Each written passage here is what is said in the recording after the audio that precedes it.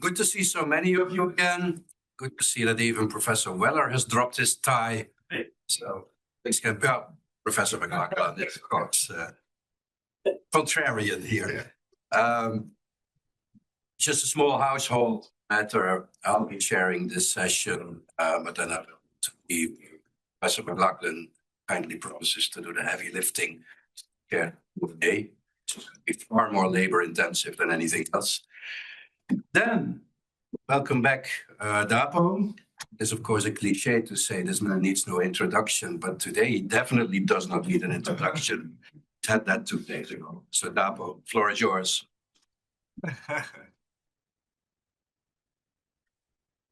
Okay, well, thank you very much. Welcome to this series of lectures on question of international immunity and ties. Absence of a tie from me today. I did again agonize over whether to wear one or not wear one.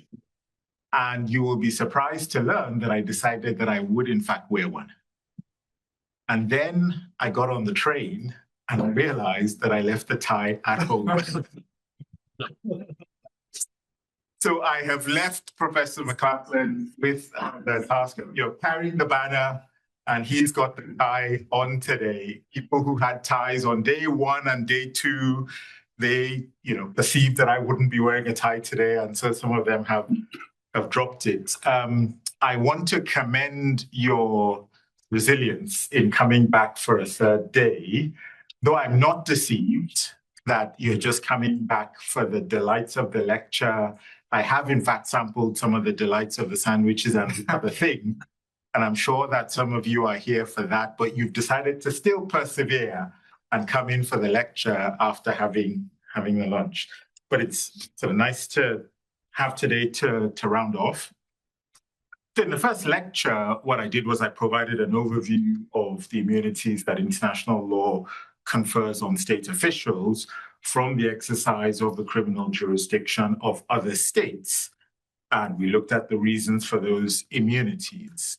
Yesterday, I examined the question of whether there is an exception to immunity when a state official is sought to be prosecuted for international crimes in the domestic courts of foreign states. And in that regard, I talked a bit about the work of the International Law Commission on the topic, how the ILC has come to provide for an exception with regard to immunity ratione materiae in the case where states seek to prosecute a state official for international crimes. And we talked about whether or not the position adopted by the ILC reflects existing law or is in some sense progressive development. My own view being that such an exception to immunity ratione materiae does exist in customary international law on the basis of practice after World War II, and that in addition, with respect to some of the crimes concerned, that a number of treaties which establish those crimes and provide for extraterritorial jurisdiction over those crimes, in my view, have the effect of removing immunity ratione materiae. And though, as I set out yesterday, I disagree with some of the reasons that have been put forward in the literature for this exception, I still think that this exception is consistent with the underlying principles regarding immunity ratione materiae. And I explored at the very end the question of whether immunity ratione personae is really absolute, as is commonly said to be the case, which suggested that as between belligerent states, it's permissible to derogate, at least from some aspects of this immunity, and certainly with regard to targeting and detention, though these acts would ordinarily be inconsistent with the inviolability that is associated with immunity ratione personae. I also stated that belligerents may subject the leaders of other belligerents to prosecution, and during the Second World War, it was considered that such prosecutions could extend after the war. And in my view, and the final point made, that though that exception exists as between belligerents, they only benefit, or it only benefits the victim, as the aggressor cannot, as a result of its aggression, derogate from rules that would otherwise bind it. So that's where we got to. Now, today I'm going to address the question of whether international law immunities apply in circumstances where a state official is sought for prosecution by an international tribunal. Now, if we start from the proposition that I've just talked about, or which I talked about yesterday, start from the proposition that there is no immunity ratione materiae with respect to prosecutions for international crimes in domestic court, then it would seem to follow that no such immunity, i.e. immunity ratio to materiae, applies in cases where states establish international tribunals to prosecute international crimes. So if we start from that proposition, then in practice, the question, in fact in law, the question with regard to international tribunals relates actually solely to immunity ratione personae and relates solely in relation to the tribunal serving head of state, head of government, and foreign minister. And so if you think, for example, about the ICC, the question that we're looking at would not be relevant, for example, to the prosecution of Rodrigo Duterte, the former president of the Philippines, who's currently being prosecuted by the ICC, the International Criminal Court, because he's no longer the head of state. And so the only possible immunity would be ratione materiae, and that would be excluded. Now, it's precisely this question of whether the Troika can be prosecuted that proved to be problematic in the negotiations of the special for the creation of the special tribunal for the crime of aggression against Ukraine. Now, those negotiations were conducted by what was called a core group. So a group of states, about 40 of them, broadly supportive of the establishment of the tribunal. Now, within that core group, there was a group, sometimes referred to as the core group, that was of the view that the statute of the tribunal should exclude immunity ratione personae, or at least the statute should be silent on that question and thus open the door to prosecuting the Troika. However, there were a number of other states within the core group, notably the G7 states, who were adamant that the statute should specifically provide that the Troika could not be prosecuted. And different arguments were made on either side for these positions, and we'll return to these arguments. Now, in the end, the statute has a provision which is now standard in international criminal tribunals, so one that excludes the official capacity defense. So it says, for the purpose of the statute, the official position of any accused person at the time of the alleged commission, whether as head of state or government, shall not relieve such person from criminal responsibility. And then it also includes a provision which I referred to yesterday, excluding functional immunity. But it also includes a provision that, in effect, provides for immunity ratione personae. So under this provision, as you can see, it's contemplated that the prosecutor of the special tribunal can in fact investigate and perhaps even prepare an indictment in relation to a serving member of the Troika, may even submit that indictment to the judges. But then it provides that where the indictment concerns a head of state, head of government, or Minister of Foreign Affairs, the pretrial chamber shall not confirm the indictment and shall order the proceedings suspended. So that appears to be a recognition of immunity ratione personae in relation to the Troika. Now, the immunity of serving heads of states has also been particularly problematic or prominent with regard to the International Criminal Court. The ICC has issued arrest warrants for a number of serving heads of states, and in fact has had on trial a serving head of state. So the president of Kenya, Uhuru Kenyatta, was in fact on trial while he was president, though the prosecution began before he became president, and the case was dropped while he was president. As I mentioned on Monday, the court has outstanding warrants of arrest for at least 4 heads of state. I say at least because there might be other, which are sealed, but we know 4. So the president of Russia, or heads of state or heads of government, president of Russia, prime minister of Israel, president of Myanmar, supreme leader of Afghanistan. The ones in office now, there are ICC arrest warrants in relation to them. Now, as I'm sure you know, those warrants are sent to the states parties, to the Rome Statute, and ordinarily those states have obligations to cooperate with the court, including ordinarily an obligation to arrest and surrender to the ICC persons wanted by it. Now, in the case of Russia, Israel, Myanmar, those states are not parties to the Rome Statute. And the ICC has jurisdiction over those leaders because the conduct was committed or is alleged to have been committed in the territory of a state that is a party to the Rome Statute. So in Ukraine, in Palestine, in Bangladesh. And then, of course, previously, the ICC had issued arrest warrants for the then states of Sudan and Libya. In those cases, jurisdiction was based on Security Council resolutions. Now, those cases are different from the case of Kenyatta in Kenya and the leader of Afghanistan, supreme leader, I think is the title by which he is known.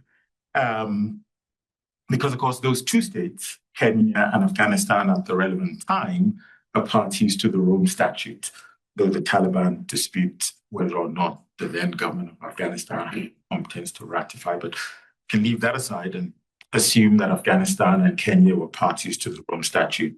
So there's a difference there between exercise of jurisdiction over leaders of states that are parties to the statute, exercise over non-parties. And the critical question, I think, in relation to the ICC is how should the nature of the ICC as a treaty-based institution, an institution whose statute only binds parties to it, how should that be reconciled with the exercise of jurisdiction by the court in circumstances where the legal interests of a non-party are implicated? So in my view, this is really the critical question. How does an international tribunal deal with the immunity of I'll just use head of state to summarize, immunity of a head of state that is not a party to the statute and not bound by the instrument that has created that court and which gives that court its powers and which also is the basis on which the state's parties to the court are acting. So that's the critical question in my view. So how does an international tribunal, and in particular the ICC, deal with leaders of non-parties? Now, this question of head of state immunity arises at 2 different but related levels.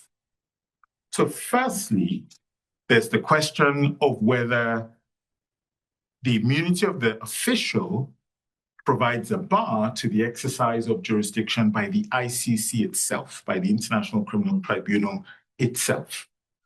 And so in that sense, at least the way it's been described in the literature, is that it deals with the vertical relationship between the state of the accused, and remember the immunity belongs to the state, not to the individual. Immunity belongs to Russia, to Israel, to Myanmar, to Afghanistan. It's their immunity. So the relationship between that state and the ICC.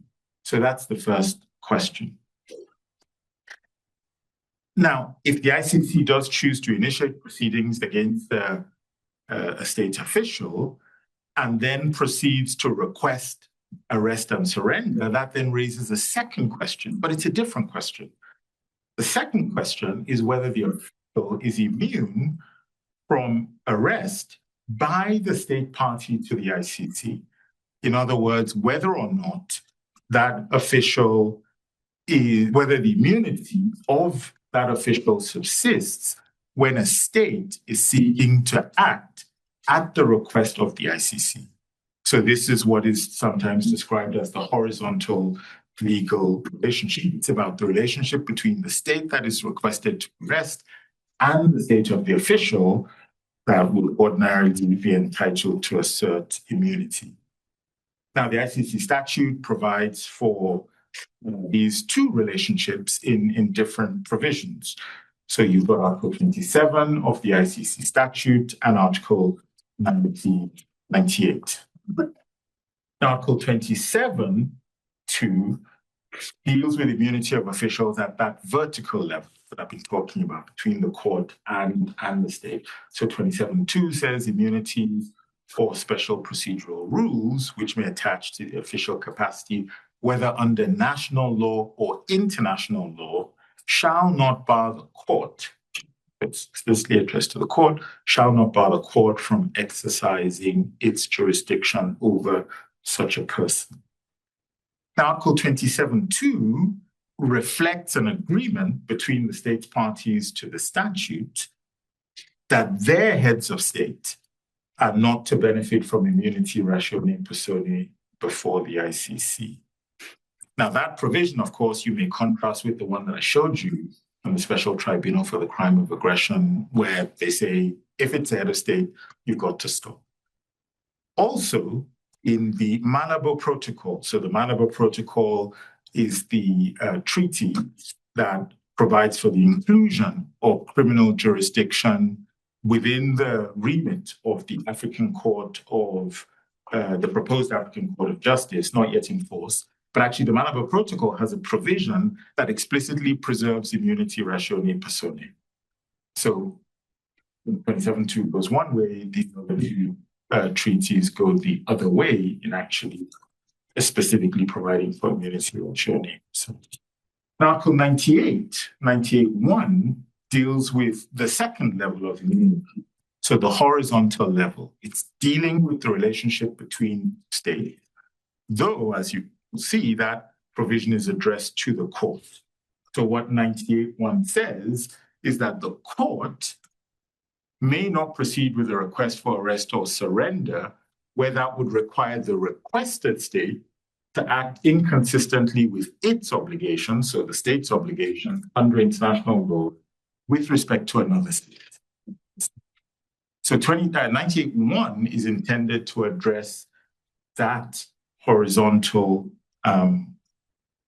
level.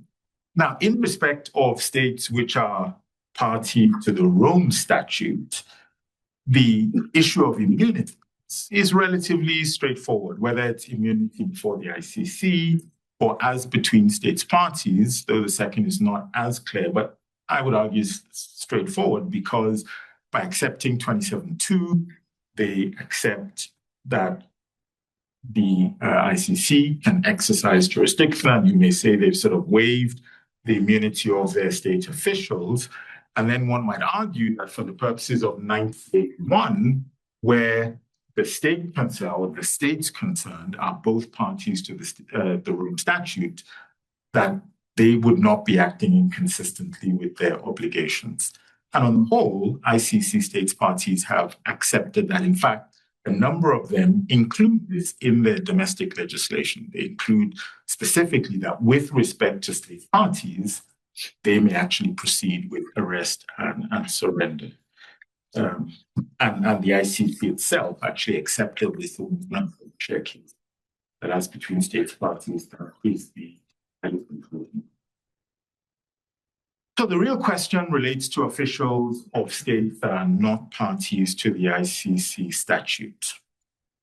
And in relation to the vertical relationship between the ICC and state officials, the question is whether or not officials of states that are not parties to the Rome Statute continue, or whether they enjoy immunity from prosecution by the ICC. And the answer to that question is no. In other words, if the view is taken that they don't enjoy immunity before the ICC, then there are two other questions that one has to answer. Question number one, how does one explain that? What's the legal basis for saying there's no immunity? And then number two, what effect does the absence of that immunity at the ICC have with regard to the horizontal level? Okay, so I'll start with the so-called vertical legal relationship. Now, the ICC has dealt with this question of whether or not heads of state have immunity before it in a number of cases, most notably in cases dealing with the Sudanese president Omar al-Bashir. This was actually a long-running saga. The court first issued its arrest warrant for Bashir, I think, in 2009. Bashir did, in fact, travel to a number of states that did not arrest him. And then the court, in a number of decisions, would sort of, if you like, tried those states' parties for failure to cooperate with the ICC. And in all of those decisions, the court was very consistent that Omar al-Bashir did not have immunity before the court. But the court was, at least for a period of time, actually, even till now, inconsistent with regard to its rationale for coming to that decision. And then after the court issued the arrest warrant for President Putin, he went to Mongolia. Mongolia failed to arrest him. And a couple of years ago, there were also sort of non-cooperation proceedings where the pretrial chamber again issued a decision. So you have a series of decisions of pretrial chambers in relation to Bashir, and that culminated in an appeals chamber decision, which one would have assumed would sort of settle the issue, and where the appeals chamber did try to settle the issue. And then we've had a pretrial chamber decision with regard to Putin and Mongolia. But overall, and I'll give you the range of theories that the court has used, not least because even though one would have thought that the appeals chamber decision would have settled it, actually in the Mongolia decision, interestingly enough, which came after the appeals chamber decision, they did not use the rationale of the appeals chamber decision, interestingly.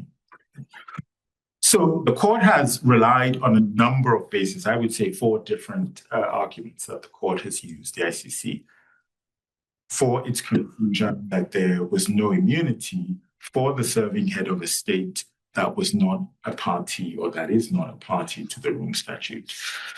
So the first theory relied upon by the pretrial chamber that issued the arrest warrant was based just on Article 27, the one that I showed you a moment ago. So the reasoning was fairly straightforward. We look at Article 27, it says immunities shall not bar the court, end of story.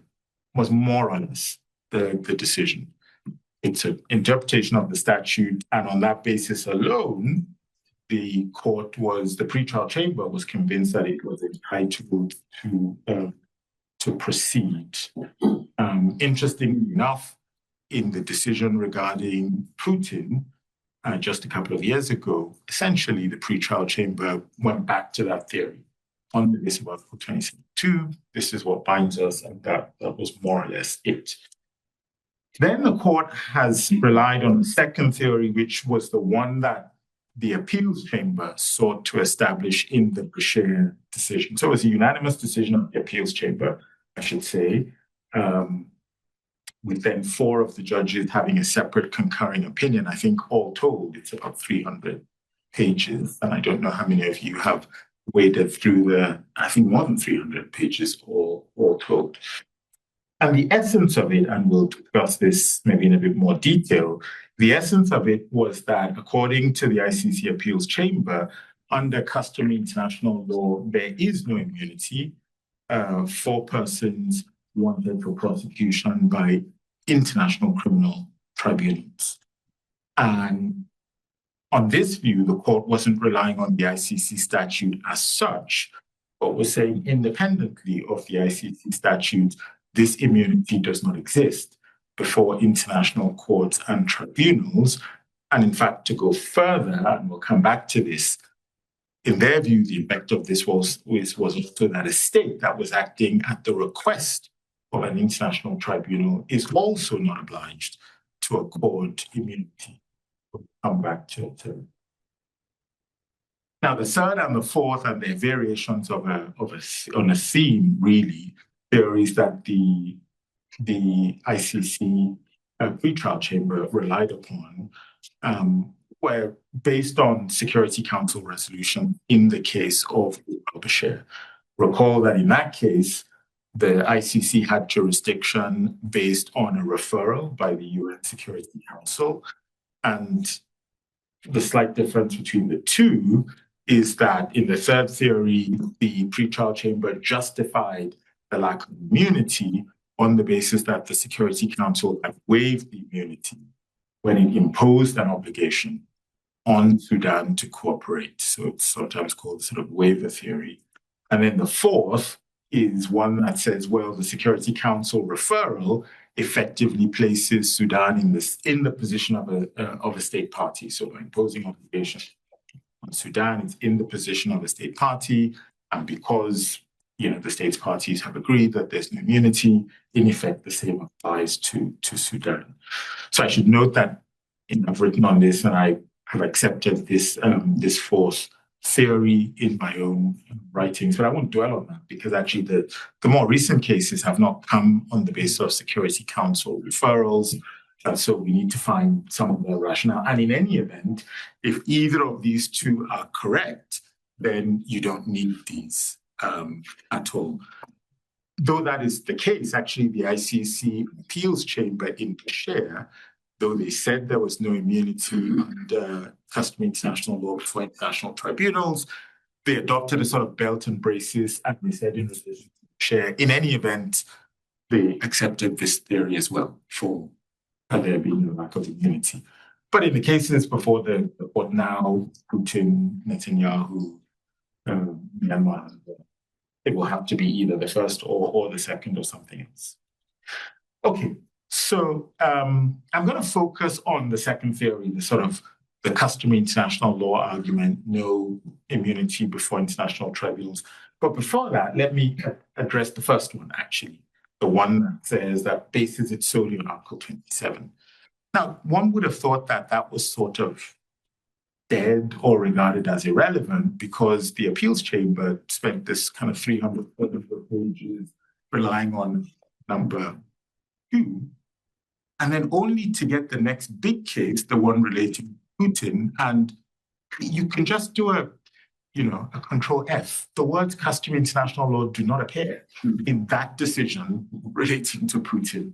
They just ignore it. It's almost as if what the appeals chamber had, as if that appeals chamber decision had never been given. I mean, not that they don't refer to it, but they actually refer to the basis on which the appeals chamber gave its decision. They went back to Article 27 and more or less the end of the story. Now, the difficulty, of course, with this, the difficulty with Article 27, two difficulties. First of all, though I'm dealing with the vertical level, it doesn't actually address the horizontal. But we'll come back to that. Secondly, and more importantly, is the fact that we're talking about the immunity of a state that is not a party to the statute. And again, that doesn't seem to be acknowledged. Now, the question is, to what extent can the statute remove the immunity that is accorded to a state that's not a party to the statute, given that the immunity is the right of the state? It's not the right of the individual, it's the right of the state. Now, the court, of course, is bound by its own statute, so you take that as the starting point. But nonetheless, the statute is a treaty. And so it's a matter of treaty interpretation and how the court interprets the treaty. And as the gentleman in front of me has written about extensively, you interpret a treaty in the light of other applicable rules of the international law. And so you need to engage with the relationship between the treaty and the general rules of immunity, and also the general rule that treaties do not bind states that are not parties. And the court didn't engage actually with any of that. So let's talk about the second theory, the argument that there is no immunity before international criminal tribunals, and that's the one that the Chair Appeals Chamber decision settled on. Now, in reaching that decision, the Appeals Chamber relied on two main points. And then there's a third point, which the Appeals Chamber itself didn't really talk much about, but which is sometimes advanced by other people about all three. So the first point that the appeals chamber relies on is, if you like, a point of principle. So the argument was that immunity is derived from sovereign equality and therefore only arises in states. And so on this view, immunity does not arise with respect to international courts and tribunals. So the argument was made that international courts and tribunals are fundamentally different, or the exercise of criminal jurisdiction by international courts and tribunals fundamentally different from exercise of criminal jurisdiction by states. And so the effect of this argument is to say you don't even need to find an exception to immunity ratione personae. It's actually the other way around. It just doesn't exist under customary international law with respect to prosecutions by international tribunals. So it's almost shifting the burden of proof. And in fact, that's really what the appeals chamber did. They said that the burden of proving that there's a rule that grants immunity in this case lies on the side of those who consider that it applies to international courts and tribunals. So you have to find that there's actually a rule that says it applies, and they say we can't find any such rule. So I think the appeals chamber is not the only one to have reasoned in this way. You shift the burden of proof, and you say it's for you to prove it. Sorry, you haven't proved it, and then we can proceed. So they said, and I'm quoting now, the onus is on those who claim that there's such an immunity in relation to international courts to establish sufficient state practice and opinio juris. Now, to my mind, this alleged distinction between the position of international courts and immunity from the exercise of criminal jurisdiction by states doesn't withstand scrutiny. It suffers, in my mind, from one basic problem. International courts are created by states, as was the case by the ICC. And so if states individually can't exercise criminal jurisdiction over foreign leaders, then it would seem to me to be problematic to say that they can then do so collectively. If they cannot do it individually, they can do it collectively. Sarah Nguyen, in an article she wrote commenting on the chamber's decision, the appeals chamber's decision, she said that approach might be compared to saying something like, and now I'm quoting what she said, it may be the case that people are prohibited from killing other people, but show me the evidence that this rule also applies when 122 people kill one person. She says it was a bit like that. Now, the danger, I think, with the ICC appeals chamber reasoning is actually made evident in how it defines international tribunal. So it says an international tribunal is one created by two states. And of course, it had to accept that these tribunals don't appear out of nowhere. They're actually created by states. And as long as it's created by two states, the appeals chamber was of the view that actually immunity would not exist in that situation. But if this argument is correct, the argument that immunities do not apply before international tribunals because it's not the exercise of criminal jurisdiction by states, if that argument is correct, then the question would arise as to whether or not it's even confined to international crimes. If it's just something about the nature of the tribunal, that the tribunals are fundamentally different, then what if you have international criminal tribunals that are exercising jurisdiction over acts that do not amount to international crimes? Now, that could seem fanciful, but in fact, it's not, because we have had a number of, and I'll come to the question of how we define international tribunals. We've had a number of tribunals established, if you like, by treaty or under international laws that do, in fact, exercise criminal jurisdiction over crimes that are not crimes under international law. Certainly not crimes under customary international law, and in some cases, certainly crimes under domestic law. So if you think, for example, about the Malabo Protocol, which I spoke about, the one that extends the jurisdiction of the African Court on Human and People's Rights includes criminal jurisdictions, it comes into force, it has a number of crimes within the jurisdiction of that court that are not international crimes. So unconstitutional change of government and a number of other crimes are included, which African states wanted this court to prosecute.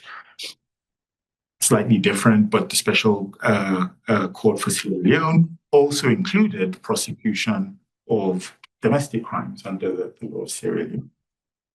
Even the ICC statute, even with regard to the ICC, it's not entirely clear that all the crimes, I think they are, but it's not necessarily the case that all the crimes are crimes under customary international law. So, for example, the ICC statute allows the court to exercise jurisdiction over crimes created by amendments. And with respect to those crimes that fall within the jurisdiction of the court by an amendment, all it takes is the ratification of one state for the court to have that jurisdiction. So as long as the territorial state or the state of nationality ratifies that, the court has jurisdiction. And so it's not clear, well, according to the appeals chamber, even in those cases, because it's an international court, there would be no immunity. Now, I think recognizing, so that's the one problem with this argument, that it's on the basis of the tribunal itself, that there's a difference between international courts and domestic courts. One problem is actually it divorces it from the question of international crimes. Now, some scholars have recognized that problem, and some scholars have sought to remedy that problem by suggesting that, well, it's not about the nature of the international tribunal alone, it's a combination. So that it's in cases where you have an international tribunal that is exercising what's sometimes described as the jus puniendi of the international community. So it's exercising the power of the international community to punish. So that would be a combination. It would be an international tribunal, but if it's the international community punishing, then it would also actually have to be an international crime. So on that basis, you would then be looking, if you accepted that, you'd be solving two problems. You'd be solving the problem of how do we define an international tribunal. So the argument goes, because it wouldn't then just be what the states by treaty, that would not, in the view of these scholars, be one that has I think Klaus Kress calls it a credible universal orientation. So it would have to be something that is truly international. And then, of course, it would have to be with regard to international crimes. But I think even here, there are two problems with that argument. So the first one is a sort of doctrinal one of what is just the basis for establishing, for this kind of argument. But even if we leave that aside, the second problem is the question of how do we know when we have this kind of international tribunal? How do we define it? How do we content? And this was what plagued actually the discussions around the special tribunal for the crime of aggression. Big obsession amongst some scholars and some states as well to try to find out how we would know whether it's a truly international tribunal or not. And actually for the ICC itself, even the ICC, questions would arise as to whether the ICC itself would be something that one might argue is sufficiently international, exercising the jurisdiction of the international community. I just did a calculation this morning. I thought, do the states parties to the ICC constitute two-thirds? I picked two-thirds, just arbitrary. It's actually just short of two-thirds. So it's not even two-thirds of the states that are members of the UN are parties to the ICC. And then, of course, if you think about it in other terms, we started with sovereign equality, but other terms, I then had a look, okay, countries with like top 10 populations in the world. The top 5 And the top 5 actually represent nearly half the population of the world. That shocked me, actually. The top 5 countries in the world by population is nearly 4 billion people, to my surprise. None of them is a party to the statute of the ICC. So to what extent does even the ICC fulfill whatever definition we think, or it is said that one could give to this notion of an international tribunal? So to my mind, this uncertainty regarding the scope, which really goes to the essence of it, so both doctrinal and in terms of how you make it work, seem to me to make it difficult to accept that there is a rule that suggests, make it difficult to accept that under customary international law, this kind of immunity does not apply when states choose to create an international tribunal. Okay. Now, of course, the other way of looking at it is to say this is the sort of second argument that can be made. So the first one is one that just distinguishes international criminal tribunals, if you like, by nature, and says they're different. So immunity is sovereign equality, and this is not, we're not in sovereign equality, we're in different terms. So the second point that was relied upon by the appeals chamber was actually practice. So this is sort of accepting that there might be a rule, but then saying, actually, there's an exception to that rule on the basis of state practice. So the appeals chamber referred to statutes of previous international criminal tribunal. I keep forgetting about the slides. They don't say very much. It's just a group. And I think that's the last one. So the second point is to say, look, you've got provisions in the statutes of previous international criminal tribunals, and they provided information saying that there is no exception to this immunity. But the problem is that actually, if you look at the provisions that they referred to, they're essentially just the provisions like the one I showed you in this special tribunal statute. It's the ones that exclude the official capacity defense. Those are the provisions that the appeals chamber referred to, the ones that say the official position of an accused person does not relieve them of responsibility. So a number of problems with this argument. Number one, those provisions actually don't deal with immunity in the sense that they don't deal with immunity ratione personae. I would actually accept that those provisions overlap with immunity ratione materiae, but they clearly don't deal with immunity ratione personae. And this is, to be fair to the appeals chamber, this is subsequent to the appeals chamber decision. But the statute of the Special Tribunal for the Crime of Aggression against Ukraine actually shows exactly why those two things are different. So official capacity defense excluded, but immunity ratione personae is actually preserved. Same thing in the Malabo Protocol. So they just deal with different things. Secondly, in all the previous cases, the state concerned was bound by the relevant instrument. So the question that we're dealing with is not whether or not a given individual did not have immunity before those tribunals. The question is whether the head of a state that is not a party to the relevant instrument has immunity. And in all those previous cases, the states concerned were either party to or otherwise bound by the relevant instrument.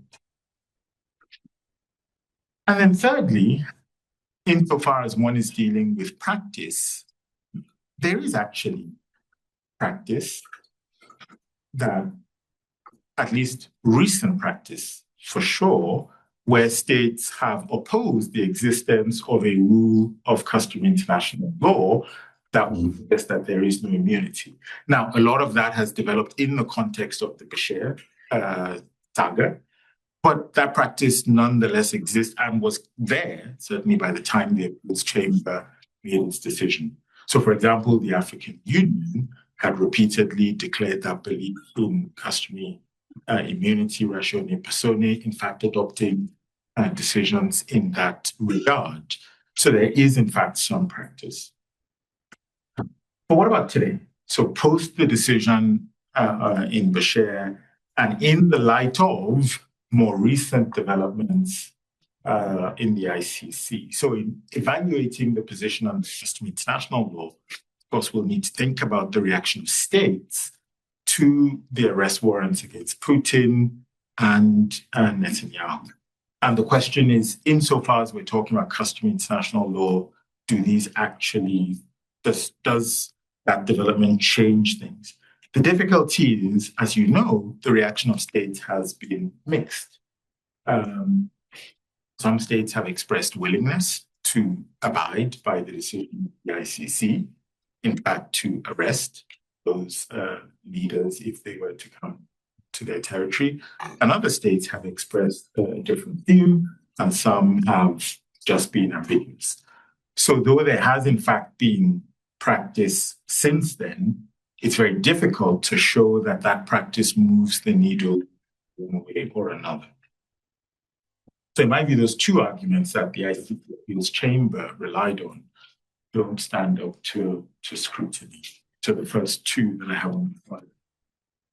Now, the next question that, or then the third point that is sometimes relied upon is that the ICJ, in the arrest warrant case which I've spoken about, that the ICJ actually recognized that there is no immunity in relation to international tribunal.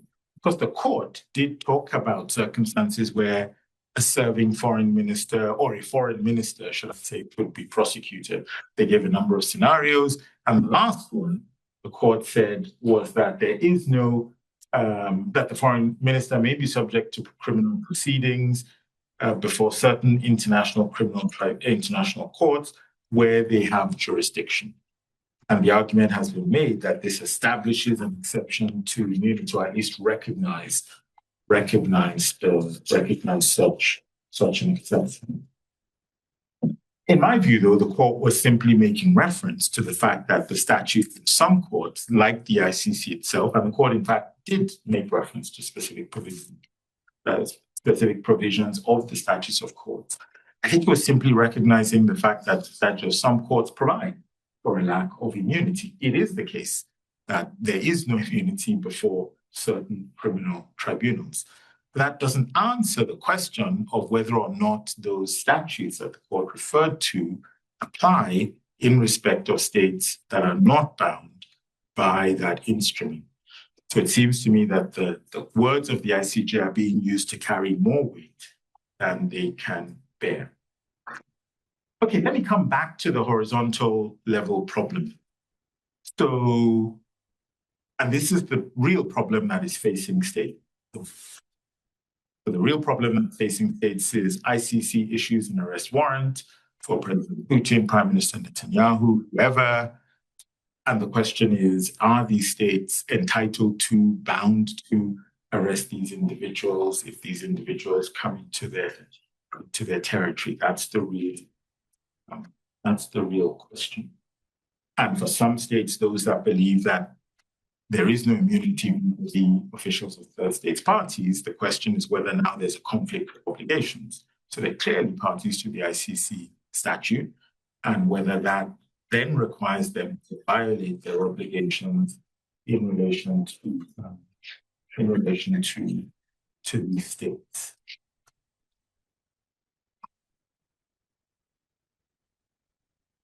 Here, though, this question of where do we start from?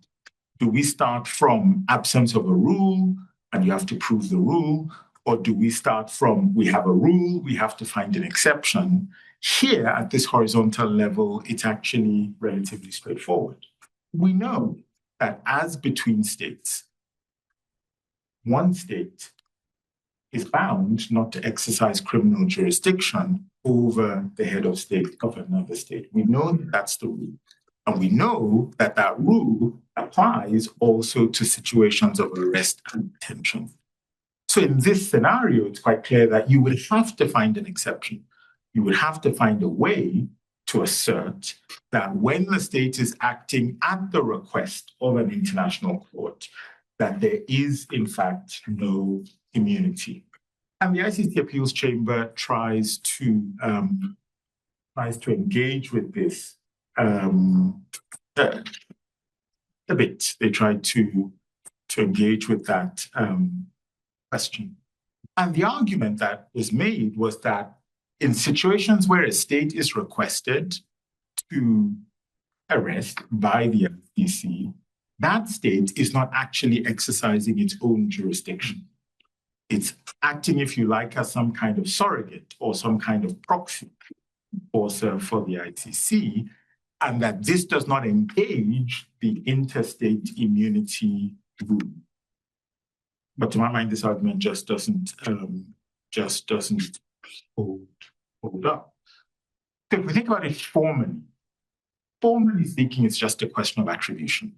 When that police officer puts their hand on the person of the foreign head of state and says, "Sir, come with me to this detention center," the question that arises is the act of that police officer attributable to the state that has employed the person?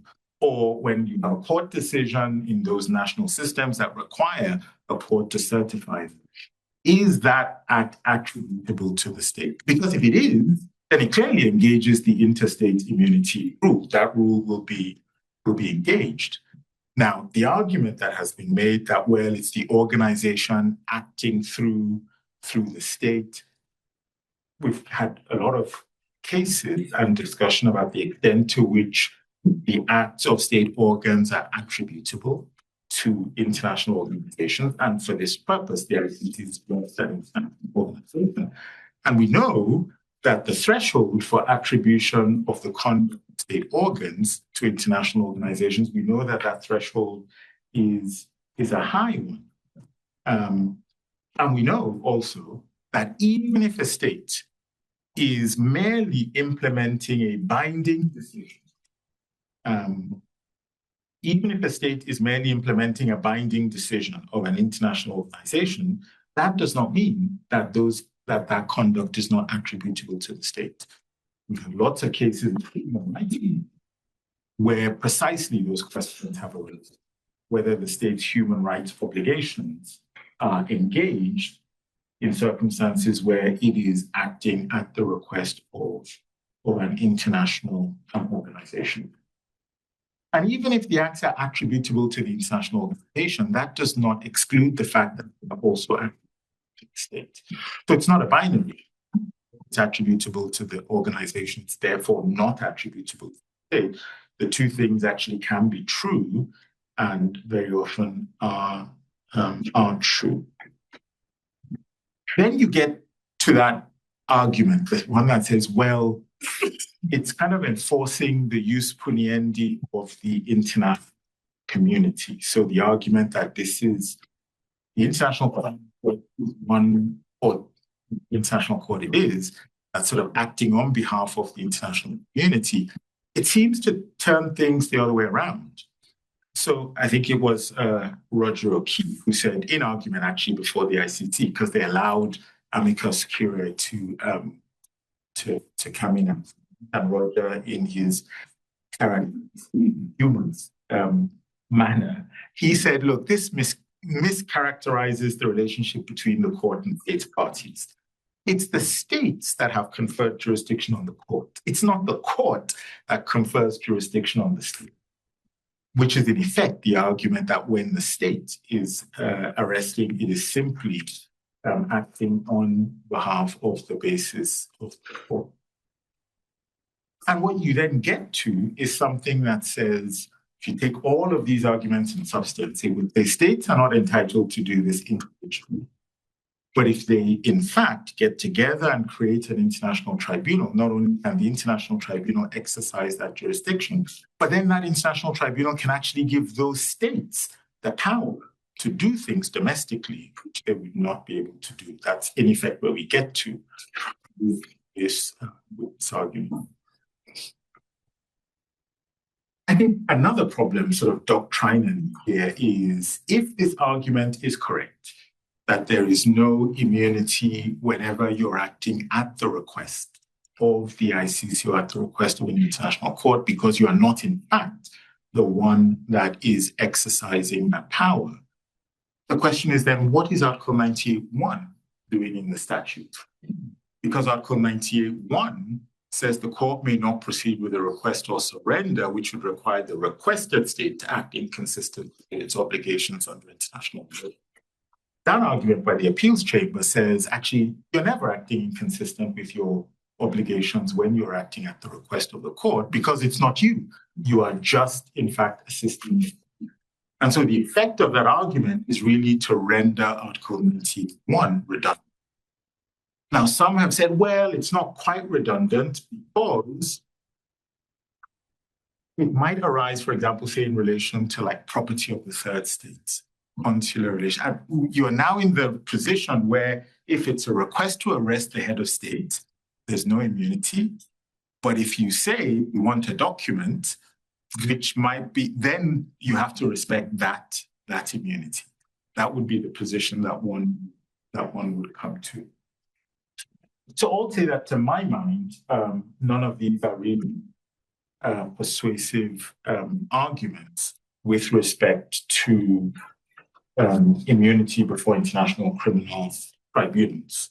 A final point, and this was a point that, again, I don't think the appeals chamber grappled with, but I mean, to be fair, maybe they didn't need to. Well, actually, they did, because it did arise in one respect. There would actually still be the question of what happens with treaty-based immunities. So it's this point.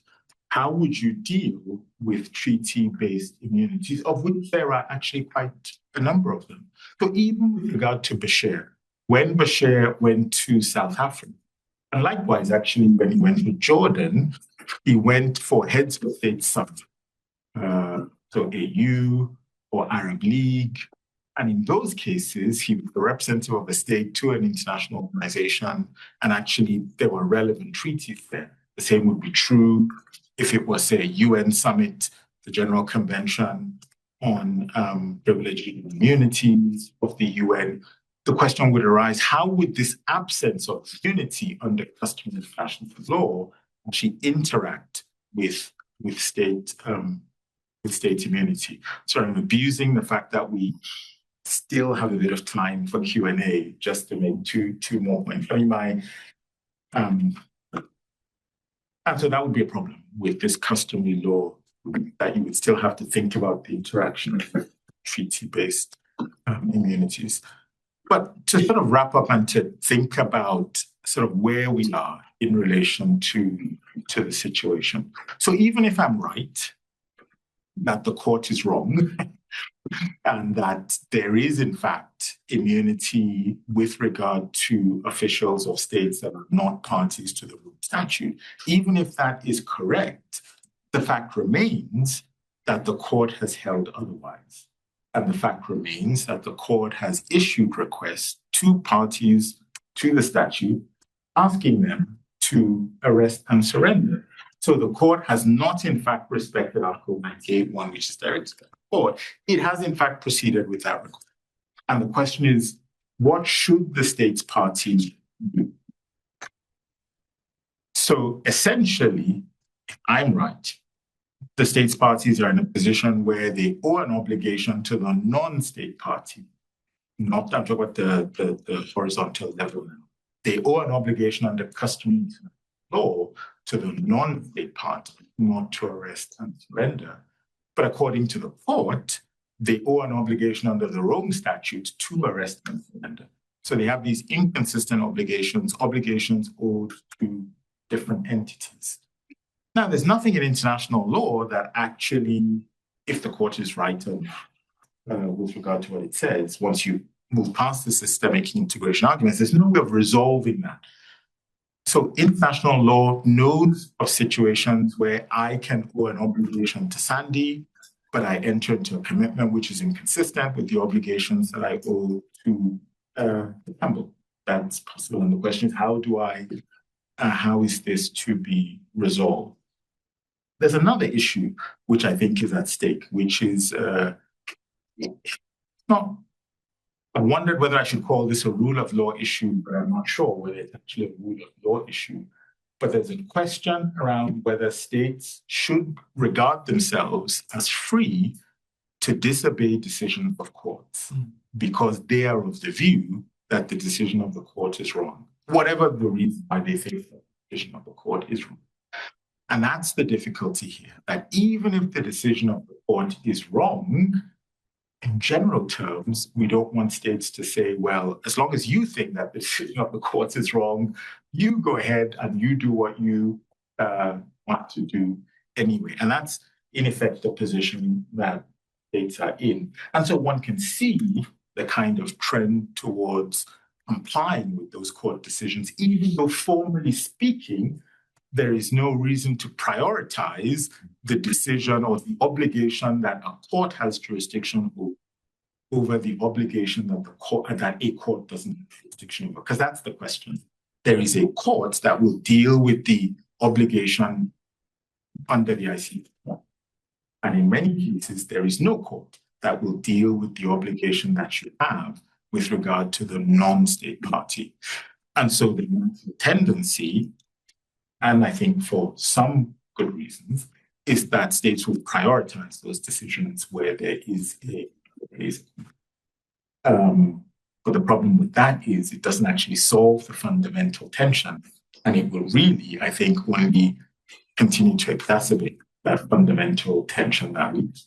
And I think only the court can really solve that problem. And then, of course, there's the issue of you don't invite people to come, you never have that problem. Okay, why don't I stop here? I'm sorry I've gone a little bit over. Yeah. Thankfully, we have a bit more time.